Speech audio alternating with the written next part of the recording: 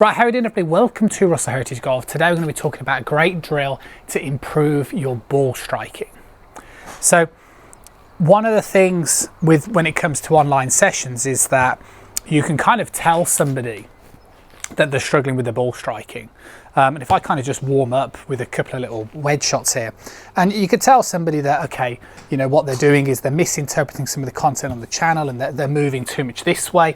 So they're kind of too much in a state of flexion this way, and then it's hindering their ability to get a decent sort of contact. And then they end up compensating to try and hit the ball a little bit better and, you know, exaggerated, you know, one way or another, maybe start sliding and the contact sounds better, but then you can't control the starting direction and it goes on and on.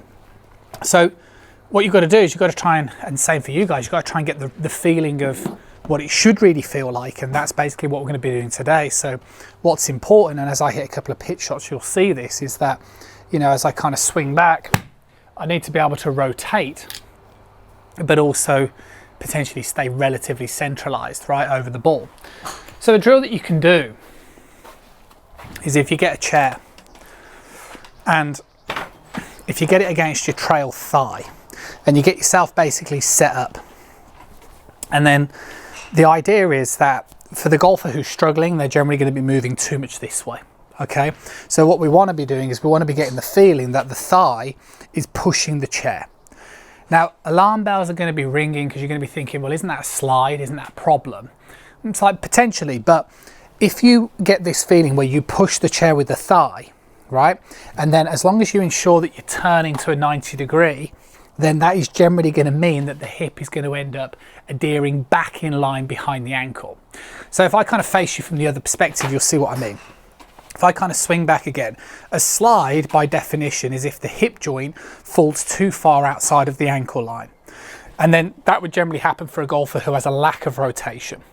As long as I now rotate, you can see the way that my thigh is still pretty much in contact with the chair. I'm still staying very centralized with my upper body, and my hip starts to come more back. Now, like I said, if I face you guys again, the reason for this drill is that for the golfer who is struggling to control the low point, like you want to kind of get the feeling that the sternum, you know, is staying over the ball, and we don't necessarily want to be moving too much this way, right? So you want to try and do this, but we also know we need to turn. We don't necessarily want to get behind the ball. So just the thigh staying in contact with the chair will help you stay more over the ball, and then from this position strike down a bit. If you were going to hit driver, long iron, chipping, pitching, you're going to have to change the sort of angles of attack as to how the club comes down on the back of the ball to get the best sort of results.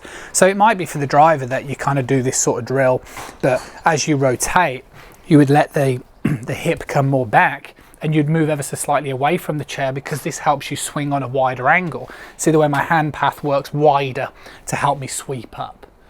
So you're going to need subtle differences, but if you're generally striking, if you're generally inconsistent with the ball striking, then my suggestion would be 100% to start to think, like I've done before on the channel, more of these sort of feelings like the split handle drill, up, yeah, getting more up, because this will induce more thoracic extension, which will help you stay potentially more centralized rather than wandering too much over this way. You're somebody who might be like, actually my ball striking's okay, then 100% you don't necessarily need to change it, right? Don't change it for the sake of it. I'm just saying for those that are struggling with ball striking. So the thing is, what you should feel is you should always feel in this backswing position that you're getting pressure underneath your trail side. You're getting the feeling of an activation in the glutes because you're really turning in towards the leg. And you probably want to feel like you're staying quite centralized over the ball instead of moving excessively this way. And if you can blend those three feelings together, then it's going to increase your chance of better ball striking each and every time. And once you can start getting the contact good, then at least you can start to look at the ball flight and see what the curvature's like, starting direction's like, and then you can start to react quite subtly from there. So work on it. It's a great drill. Give you a really strong feeling for those of you that are struggling with your backswing and your general sort of movement. Hopefully you enjoy the video.